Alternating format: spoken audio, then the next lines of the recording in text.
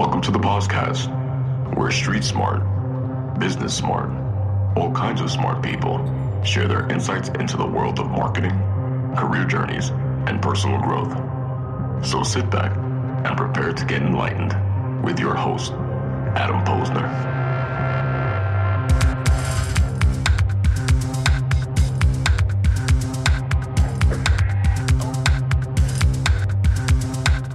Hey, everybody, and welcome back to the podcast, where I bring you the best and brightest from the world of business, marketing, and personal growth to help you harness your inner tenacity and drive your career forward.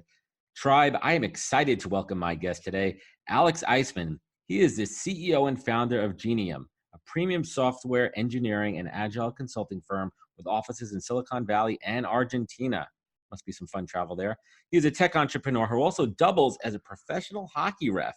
Yeah, and he combines cutting-edge vision for the future of tech with a talent for making the tough call. I'm sure he's had many in his professional hockey career, and we'll certainly talk about that. And for more than 10 years, he has connected innovative businesses with world-class developers, engineers, and security experts, specializing in highly secure mobile apps, blockchain, computer vision, AI, and other fields on the tech frontier. Very curious to learn some more about what he's working on there. And he's got a great passion for aircrafts, hockey, and music. And the awesome part is how he manages to learn new ways to produce music and how to play instruments. This guy is a jack of all trades.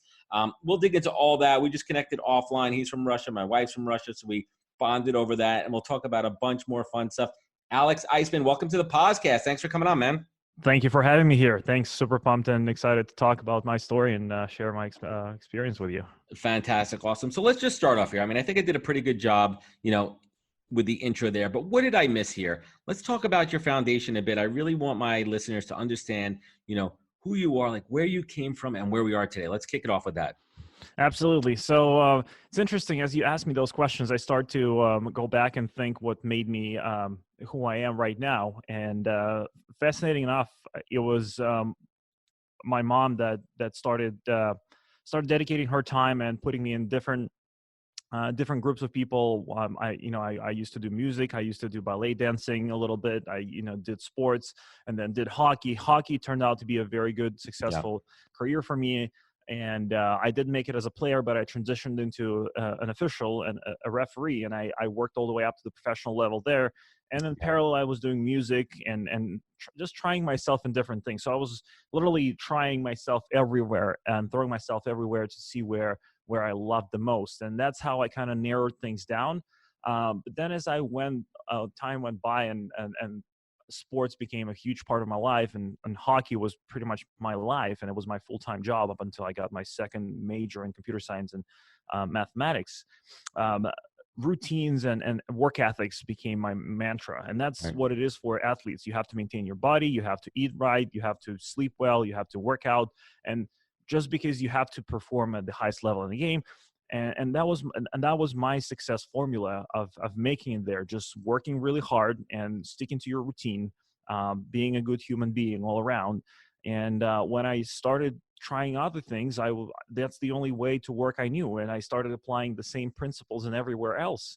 When I went to get my second degree in computer science and mathematics, it was the same thing. It was routine, it was hard work and dedication, and I had my goals, and I was just going through them and scheduling everything properly. And I've graduated great, and I've got a job offer here in San Francisco. Decided to switch my careers from professional sports to software engineering, and came over here. Quite a shift. So that's the only thing that I would add that I think that was, consistent, persistent pursuit. That's what our friend Dave Meltzer talks about. And I was very deep into sports, and that's how I think I ended up being here. And fast forward, I opened up a company, Genium, and we've been doing a great job, and mostly on the security front, because cybersecurity is my background. And a lot of the guys, when you don't need cybersecurity, but you still need high-end engineering, and you still need data integrity, because user data is important right now. Right. Even for dating apps, they might not really need a lot of the security aspects, but when you think about it, they have all profiles and information about who they connect with. This is security, so you have to build it all properly. Right, you got to treat it with the right diligence. Right. So came in here, started no hockey. It was a devastating transition for me. It was a year worth of depression. But then I got back into it. I started doing local hockey here in the Bay Area, and got noticed by supervisors. They asked my background. They knew I'm a professional athlete at that point. And when American League came over to the West Coast, they hired me as a professional linesman here, and I With the worked AHL, right? throughout California. Yeah, the American Hockey League. And in fact, I had a game yesterday, and on a face-off, got caught. My finger got caught a little bit. So you're in it, yeah. But that's what I love about. I mean, I'm a big hockey fan. I grew up as an Islanders fan, a New York Islanders fan here out on Long Island. Through the fun years, right? I was here for the Cups early on when I was a little kid, and then even in the mid late '90s, the Islanders had a run there, and then they went into the Great Islander Depression. Now we're making a comeback, and I went to school in Buffalo, so I actually worked for the Buffalo Sabres when I was up at school. I forgot the exact year, but it was the year that the Sabres were in the Cup against the Dallas Stars, and Brett Hull kicked the puck in the net. I don't know if you remember that, to win the Stanley Cup there.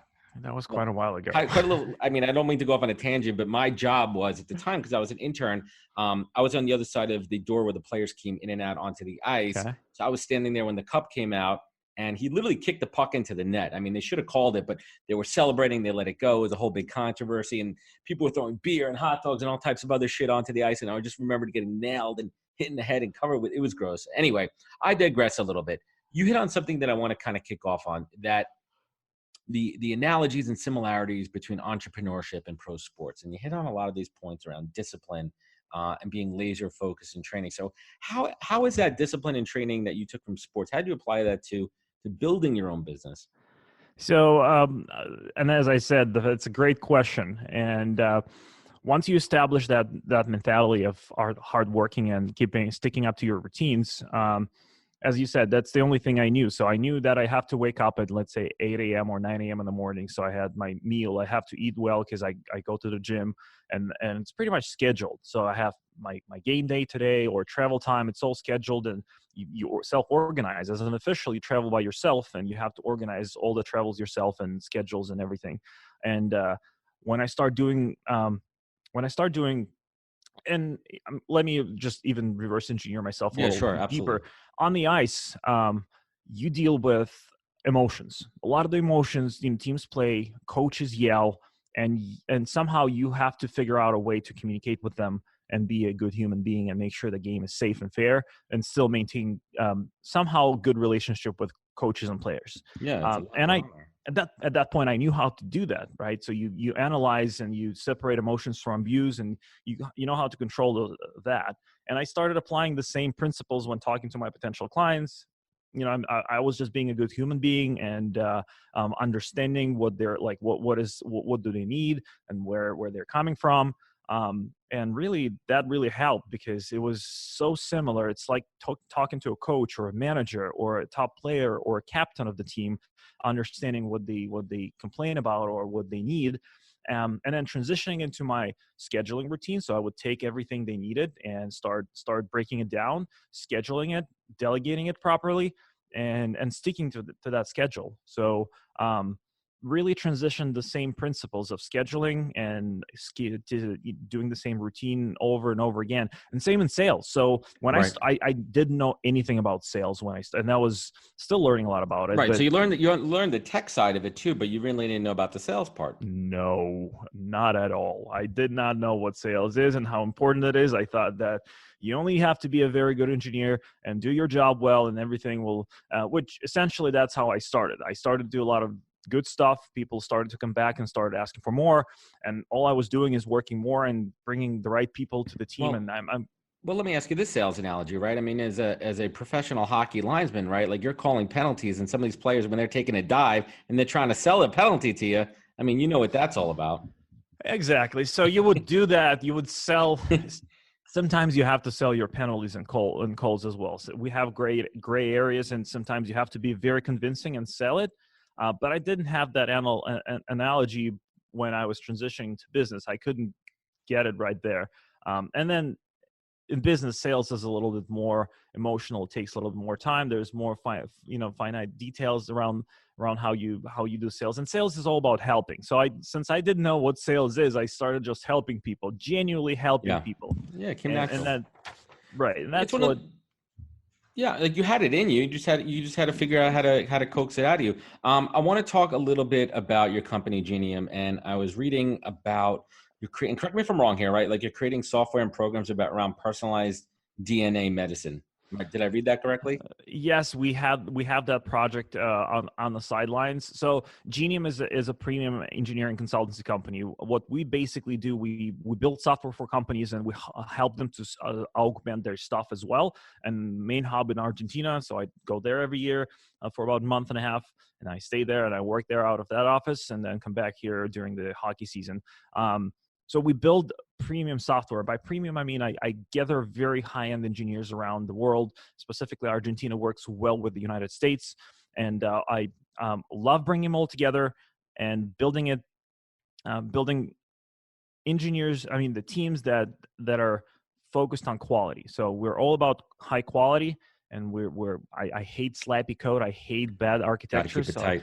Right. And that's what we help companies to build mobile apps, websites, and focus on mid and large corporations. When they need additional force to come in and do the expertise, and hardware companies has been great for us. Helping Feed 3D is a great company, and there's a lot of good names. But talking specifically about personalized DNA and DNA medicine, I mean, right. my understanding on that is like it's really, down to that gene level and customizing. I mean, talk to me. I mean, I don't know crap about this. So, so I was going to say, how would you explain this to your mom? All right. So, long story short, or maybe your mom is a computer engineer. I don't know. Like maybe you could talk shop. She is believe it or not, she is an engineer. Her degree is in computer science as well. So, but fine, your aunt, your grandma, right? Okay, so babushka. So we do a lot. Great, yeah, we do help our clients, but then as clients help us to grow, we allocate some portion of the revenue towards this project, and that's been my passion. I feel that personalized DNA medicine and healthcare is the future. So I really want to contribute to fighting cancer in particular, any sorts of cancer with immune therapies. And there's been a lot of great researchers right now have done. And I'm a small fish in the pond, but I feel that this is a very highly technical field when it comes to AI and machine learning. And that's where engineers have to come together and try to solve that problem. Maybe not completely, but move that forward and resolve it, because I believe that cancer will be cured pretty soon as getting antibiotics. Because absolutely, antibiotics you could have done from flu, you could have died from flu, and I'm pretty sure in a visible amount of time we'll have the same progress curing cancer. So I want to contribute to that. We have a small project of AI engineer working on building a machine learning platform to analyze DNA data and predictive cells mutation. And it's a small step. My personal contribution to the world. I want to help. It's amazing. And there's a lot of challenges with getting sample data for us, because we're just. Is there no open source data around cancer, or is it all privatized? It's all privatized. There is no benefit for hospitals to share that, and I cannot just go and ask. Give this data to us, and universities have access to that, but we're not a university, we're a private entity, and there's been a lot of troubles for us getting that data. So my focus on getting that data for the guys, and they're on the back burner building out, because it's a research project. It's not straightforward. It's not something you can just build into finite scope. Right. My personal contribution, I'm super passionate about that, and yeah, that's incredible, man. I mean, kudos on that.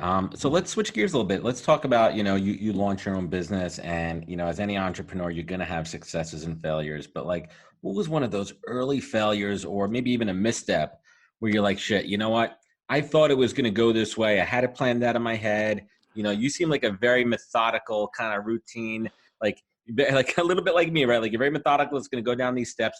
Let's talk about something early on in your entrepreneurship days when you made that shift from, ice hockey ref into business owner, and you made that first mistake, and what'd you learn from that?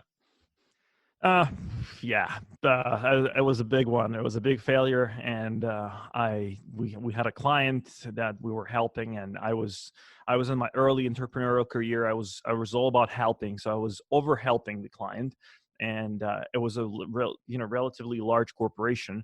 And we've built a great team, great product, and they asked us to increase capacity. So we started increasing, and they started to be late on invoices.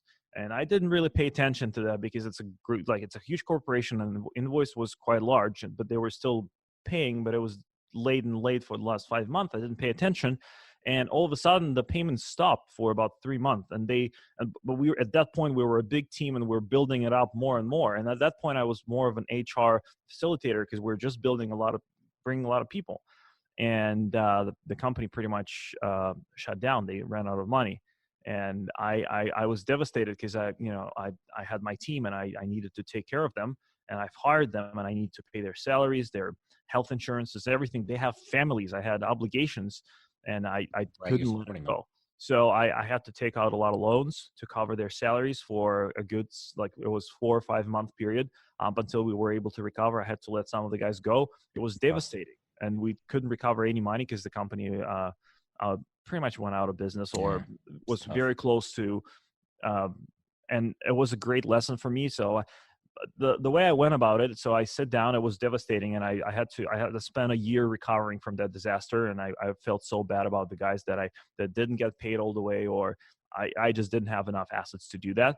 I'm curious, right? So let's talk about that people management aspect for a little bit too, right? Like, in hockey, right? If you're using the analogy, you're mitigating, you're working on conflicts. And in hockey, it's pretty black and white, right? These guys are beefing over something, there's a slashing, there's something going on there. But now you're talking about situations in the workplace, right? And you have to let somebody go. And it's not performance-based, right? Like, no. How do you take that to heart, man? Like, do you take it deeply personal that like you let this client in who couldn't pay their bills, and now someone who you hired that you believed in is out on the streets? What did that feel like?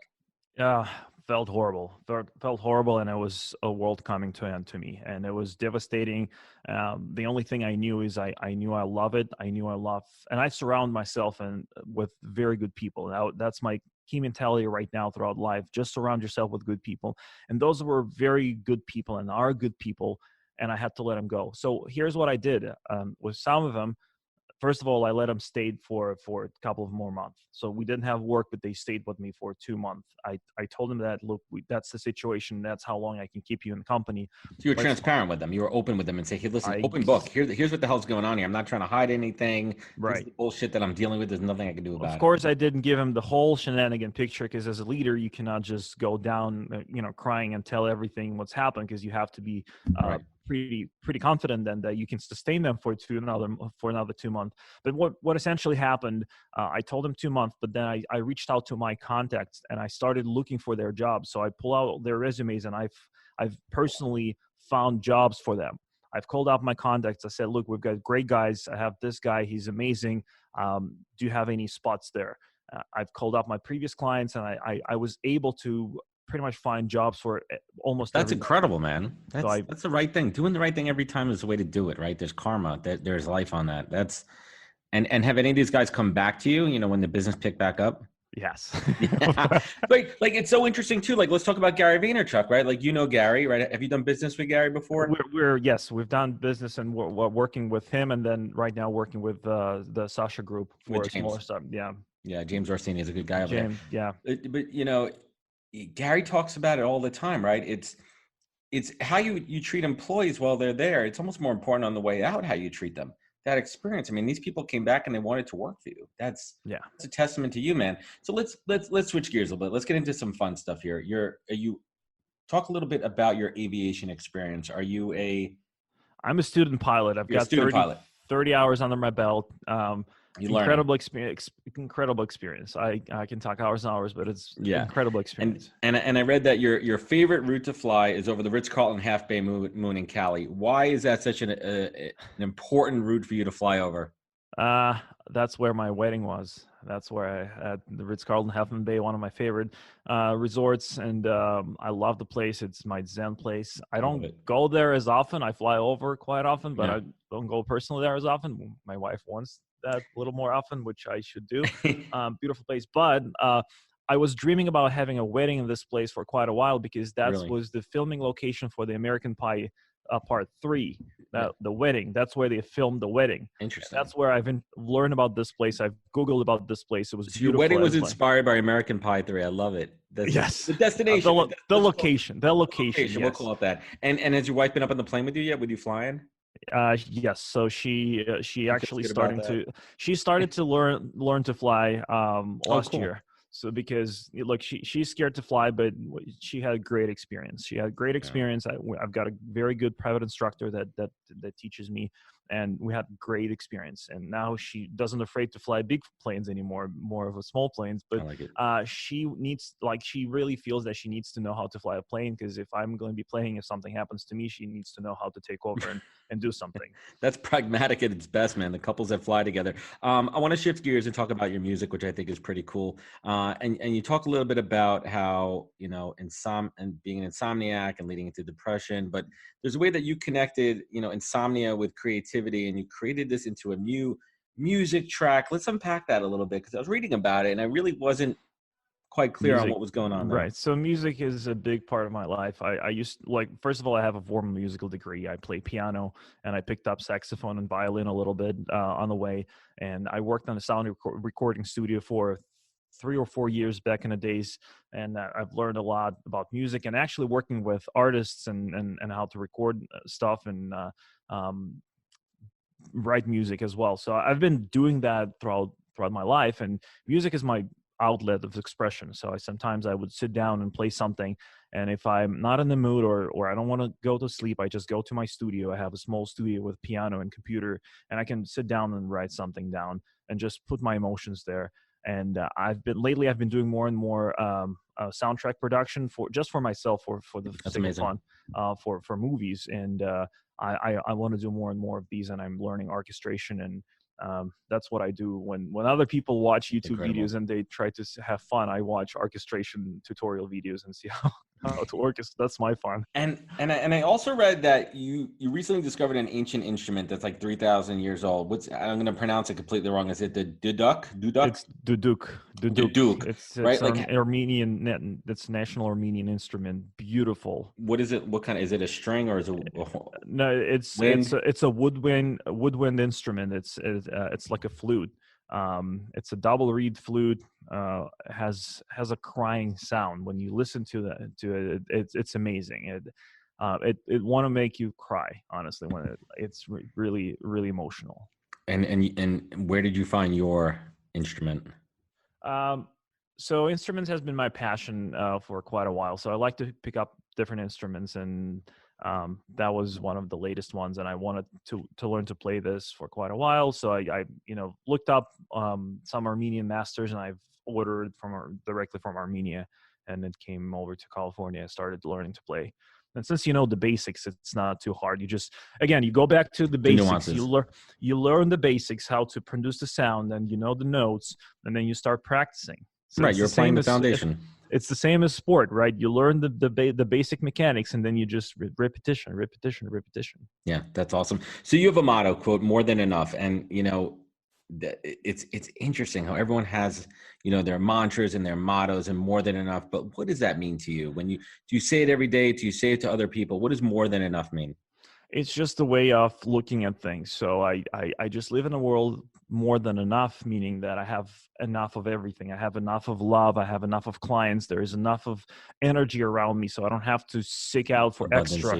Abundancy. Everything is around me. I just have to create accessibility. I have to connect with the right people. And since I'm all about helping, and that's how I've been running the business. I genuinely want to find a company or a person that I want to help.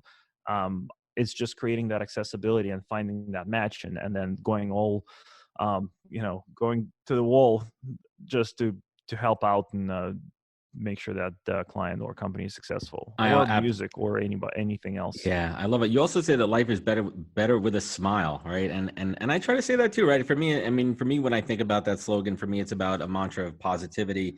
I strongly believe that the smile is the only distance between two strangers, right? Like, that's how you bring people together. But how does that resonate with you, that life is better with a smile?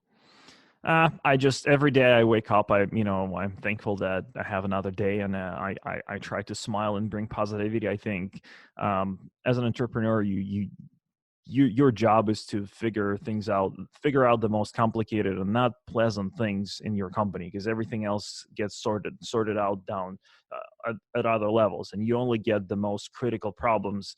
And you have to maintain positive mindset, otherwise you won't be able to get through it. Absolutely. and on the ice as well. Like you smile and guys, smile back, and They may not have any creates teeth though, right? When they're smiling, but they're smiling back at you. well, there are certain times when there's time to smile and there's time not to smile, but same in life, right? There are times to smile and times not to smile. But in general, I like to maintain positivity, and I've been positive. And creating that environment around myself is important for me. And I feed off of that environment, and the environment feeds off of me and positivity and smile. That's awesome, man. I love it. One of the qualities that I'm picking up on that you and I have in common, just from our short conversation today, is tenacity. I mean, that's what my show is really about. That's what drives my career forward. I get a sense it drives yours as well. And tenacity and adding value go hand in hand. And you said once, quote, if you want to succeed at anything, it's extremely important to learn from the best. And I would like to know, who was your best mentor during your journey to success? I was fortunate in life to get mentors, very good mentors all around. And either intentionally or unintentionally, people that I work with, I identify mentors, I learn from them. Sometimes you don't even have to identify somebody as a mentor. You just work side by side with an amazing person and learn the way they do things. Early in my career, I had great first sound recording engineer that employed me at a sound recording studio. I've learned a lot there. Hockey, there's been many hockey officials that were my mentors in Russia. And back here in the United States, Mike Lego is one of them. Michelle Voyer in Los Angeles is the other one. There's California Referee School is a great place where I go every year. I've learned a lot there. Dave Meltzer is one of the mentors that I can name. He transformed me from pragmatic person into emotional person more, and taught me about energy and how you connect everything. And I was missing that from sports because I was very pragmatic, and that shift into more emotional side of me, it was great, and I love it, and it's been great. And here's a story. I'm going to tell you a story. So I wanted to learn, get my private pilot license, and I didn't know where to start. So there's a school in Palo Alto where I fly at right now, and there's a great hike around Palo Alto Airport. So I would drag my wife out over there, and we would do a hike around the airport, and I see planes taking off and landing. It was very close to the runway. And I think it was Saturday or Sunday it was, where I said, look, there is a flight school right there. Let's just go in. And I asked around, and I just walked in and said, look, and there was nobody. It was Sunday around 10 a.m. There was nobody around. And one guy comes in, and I asked him, do you have anybody I can talk to about learn how to fly? And he's like, well, we don't have anybody on Sunday, but there's a guy that comes in here in about 5-10 minutes. You can talk to him. And then my future instructor comes in, and it turned out to be the most experienced instructor in the school, and he's all about safety, and he's one of the best there. And I'm not sure how that happened, but I walked in randomly. He came in, we've talked, and I interviewed him. I actually interviewed him for an hour to make sure he's all about safety, and that's what I need. And then we ended up flying, and it's a great match. I don't know how that happened. I was researching about this school, but I didn't know they had 20 different instructors. It could have been anybody, but people come into your life at the right time. The right time at the right place, and that's called fate and karma, man. And that's the only explanation I have. It was completely random. So let me ask you this. I ask these questions to every guest on my show. What's the single greatest piece of advice you've ever received that you take action on every single day? Never accept no as an answer. I love it, man. There's so many failures, and there's people say no to you every time. They don't believe in your ideas. They discourage you. Sometimes, it's tough. So I would say, and that's been helping me a lot. Just never accept no as an answer. Just do what you love. Keep on doing. If you need it more, find ways to find a way to figure things out. And that's been a key success in my life. One of them, but that's what popped out right when you asked that. No, I love it, man. Never take no as an answer. And that's, you just got to believe that, man. And then when you put that into practice every single day, watch all the doors open for you. Or said another way, watch all those doors that once closed, get kicked back open. I love it. And what would you say is your superpower? What do you do better than anyone in this universe that makes you who you are, man? I love achieving goals. So when I set a goal, I can achieve it. Not at any cost, but I work so hard to just get to the point. And I'm an overachiever, definitely, and I'm a perfectionist, so I do that at the very high quality. And I'm pretty much like, you give me a task and I'll make it happen at the highest quality possible. I love it, and man. It could be anything. Yeah, I mean, sounds like you're just jack of all trades. I absolutely love this conversation. And last but not least, Alex, you know, my show is about digging down for that tenacity and looking up when things are tough, and looking up when you want to show gratitude. And for me, that's my North Star, man. I look to that. But for you, Alex, what is your North Star? What pulls you up every single day? What do you look to when you're down, and what do you look to for gratitude? Few things. First and foremost, my family. I would say music and sports. Those are three go-to places that keeps me going. And if the things go hard, I just go back to basics, and that's what I've been taught for sports and business. If things go south or something starts to be shaky, you just go back to basics. It's your basic routines. In sports, it's just coming back to your basic routines and working out. And if you screwed up in the game, you have to mentally skip that or not think about it and move forward. Same here. Same thing here. You move forward. You go back to basics. If it's business, you go back to basic sales and just start doing sales every single day. And for 8 hours a day, you email, call, you go out, even if you don't like it. Like, I'm not a huge fan of going around and talking to a lot of people. I like to get straight to the point and talk. But sometimes if things get tough, I go and do what I need to do. And I write myself a to-do list, and I just go and execute it. I love it, man. Alex, thank you so much for joining us today. Thank you for your time. Looking forward to continuing to build this relationship so we can help each other out. Where can folks find you? Where can they connect with you? I'm very reactive and active on Instagram and LinkedIn. So add me on LinkedIn and connect with me on Instagram. And I'm very responsive. I'm happy to help. Suggest anything around software engineering, mobile apps, hockey, airplanes, and music. And I love it, man. Yeah. Thanks for having me. Absolutely. It's been a great conversation, Alex. We'll certainly take this offline. And everybody, thank you for joining us today on the podcast. Please remember to follow us on all the channels below. Click, link, subscribe, share, comment, spread the word of the podcast. Remember, take your online, offline, and catch us next week, everyone, for another great episode of the podcast. Take care, everybody. Wisdom is forever, but for us, it's time to go. Thank you for joining us. Luckily, we'll be back with our next episode jam-packed with more incredible humans. For more info, please visit www.nhptalentgroup.com.